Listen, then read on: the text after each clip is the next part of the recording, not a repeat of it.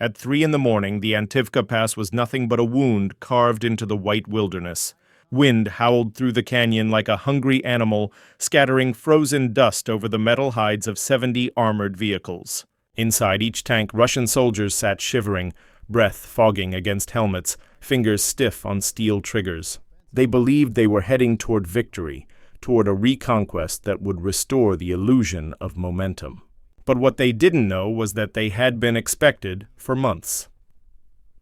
100 miles away in a dimly lit underground command post, a small group of Ukrainian operators watched silent monitors. No cheering, no bravado. Only focus. Each line of telemetry on their screens was a heartbeat of the approaching enemy. The convoy's path was predictable, too predictable, repeating the same route through the pass 11 nights in a row. That routine, born from arrogance and desperation, was the first nail in its coffin. The pass wasn't just a road now. It was a stage, and the snow, that merciless blanket, had been rehearsing for this night. Hidden under it lay networks of sensors, decoy transmitters, and drones sleeping like patient predators. The storm was not nature's accident. It was part of the plan. The ambush didn't begin with explosions. It began with illusion. From the cliffs above the pass, small mechanical birds, Ukraine's modified reconnaissance drones, rose silently into the dark. Their rotors barely disturbed the air, their bodies coated in frost to match the environment. Each carried a heating unit calibrated to mimic the warmth of tank engines. One by one, they spread through the canyon and began to breathe warmth into the cold. To Russian radar, what appeared was not 20 small drones, but the ghostly reflection of a massive armored battalion appearing from nowhere. The operators manning the radar stations hundreds of miles away saw red dots flooding their screens. To them, it looked like an enemy ambush. Panic is contagious, and it doesn't need a human face to spread. Inside one of the lead tanks, a young driver swore he saw movement in the snow. His training told him to trust the sensors, not his eyes. But fear isn't logical. He gripped the brake lever. And in that moment of hesitation, the convoy lost its rhythm. Above, the Ukrainian operators exchanged a single glance. The first domino had fallen. When fear meets confusion, technology becomes a weapon against its owner. Inside a Russian command truck, a senior radar officer ordered immediate engagement. Missiles tore through the blizzard, cutting fiery trails across the black sky. For a few seconds, the soldiers cheered, the satisfying illusion of hitting invisible targets. Then came the sound they didn't expect, the grinding scream of metal on ice. The lead tank, sliding out of control after its driver slammed the brakes, smashed into the next vehicle behind it. The chain reaction turned the narrow pass into a metallic traffic jam, 90 tons of frozen chaos sealing its own escape route.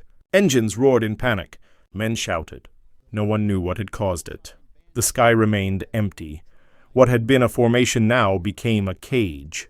The convoy, worth nearly $200 million, was trapped inside its own confidence. Miles away in the Ukrainian control center, the operators didn't celebrate. They knew the real work had only just begun. The drones weren't meant to destroy the star, not yet. They were meant to make the enemy destroy themselves. The Russians still had one card left, their prized electronic warfare system, a massive jamming truck that could poison the airwaves for miles. As it powered up, the storm seemed to pulse with static. The Ukrainian drones lost their GPS lock, spinning in confusion, their digital compasses screaming lies. It looked, for a moment, like the trap had failed. The drones drifted, their sensors blinded, their coordinates flickering across the monitors. The Russian commander ordered a full-spectrum jam, confident he had silenced the ghosts. But arrogance is just ignorance with confidence. Then something impossible happened. The Ukrainian drones stopped moving, not because they were lost, but because they had stopped listening to the sky. Their onboard AI switched from satellite guidance to terrain-matching navigation. Every snow ridge, every rock shadow had already been memorized by their systems. The Earth itself became their map. Now they flew lower, just 10 feet above the ice, hugging the curves of the canyon like living creatures. To Russian radars, they disappeared completely. To Ukrainian eyes, they had evolved. In that instant, the billion-dollar jammer became a useless relic, its fake signals echoing into nothing. The empire that trusted its machines more than its soldiers had just been outwitted by a few lines of code written in a basement lab. The drones continued gliding through the storm, silent, unseen, and unstoppable. The blizzard itself seemed to shelter them. The trap was no longer a plan. It was alive, and above the white wilderness. The night held its breath for what would come next. By 3:07 a.m., the pass was no longer just a battlefield. It was a chessboard. On the ground, the Russians were frozen in confusion. Above the clouds, something vast was awakening. The A-50, Russia's airborne early warning aircraft, its radar dome slicing through the blizzard. It was the Empire's floating brain, capable of tracking hundreds of targets, peering through fog and snow like a god staring down from heaven. For hours it had loitered silently, watching. But when its operators finally saw the pattern of heat signatures darting through the pass, 8 small figures moving with precision, they realized these were not random ghosts. They were intelligent. They were hunting. A calm voice in the A-50's cabin relayed coordinates to a ground battery below. The radar officer's hands moved like a pianist's, calculated, rehearsed. 8 lock-ons, 8 potential kills. Down in the Ukrainian control room, alarms screamed across the monitors. Incoming launch detected. The operators had less than 5 seconds to decide. To pull back meant failure. To advance meant death. The lead drone operator, call sign Nomad, didn't blink. He angled his drone upward, straight into the incoming radar beam. For a split second, its camera caught the streak of a missile rising toward it, slicing through snow like a comet. Then the feed went black. To the Russians, it looked like victory. 1 drone down, 7 to go. To the Ukrainians, it was the opening of the second trap. In war, not every sacrifice is a loss. Sometimes it's a signal. The death of Nomad's drone wasn't a mistake. It was bait. When the A-50 activated its full radar array to guide the missile, it unknowingly exposed its own location. Its electromagnetic pulse, invisible to human eyes, blazed across Ukrainian detection networks like a flare in the night. In a darkened bunker hundreds of miles away, a different team of Ukrainian engineers had been waiting for exactly that moment.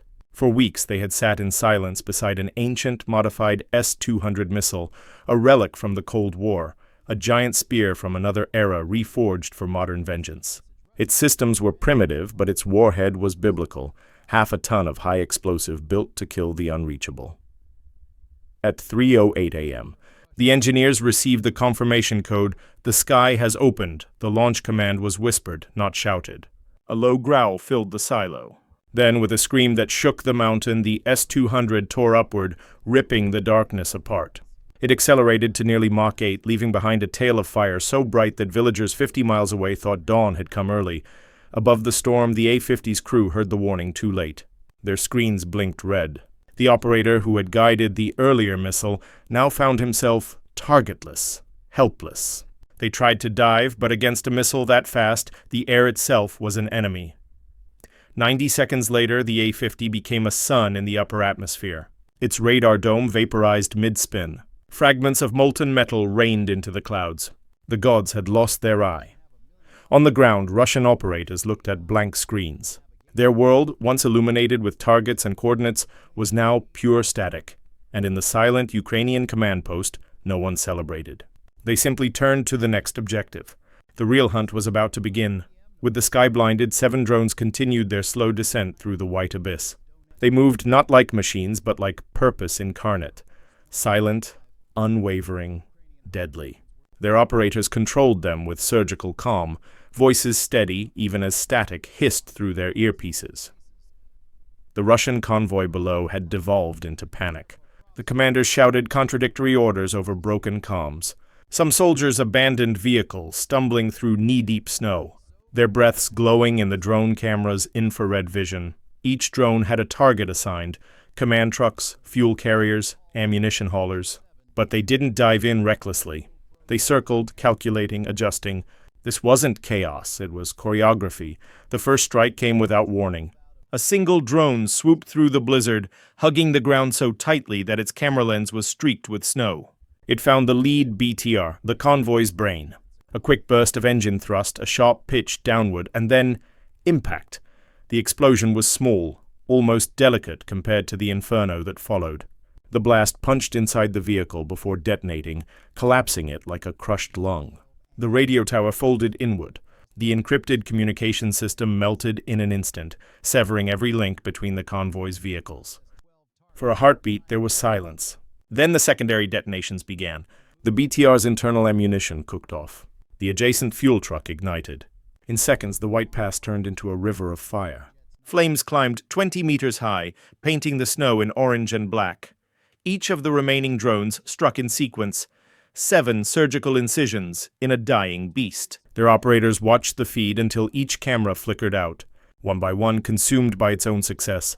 By 3:12 a.m., what had once been a 2.5-mile column of steel was now a jagged skeleton of burning wreckage. At dawn, satellite imagery confirmed what the soldiers already knew.